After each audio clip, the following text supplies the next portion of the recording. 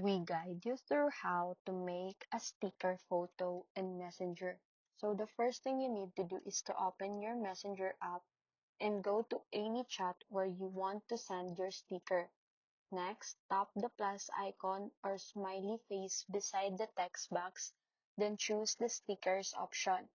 If you want to create your own, tap create or the plus icon inside the sticker section. Then select a photo from your gallery that you want to turn into a sticker. After selecting the image, crop it properly using your fingers so the subject is centered and clean. You can also adjust brightness or add simple edits if needed.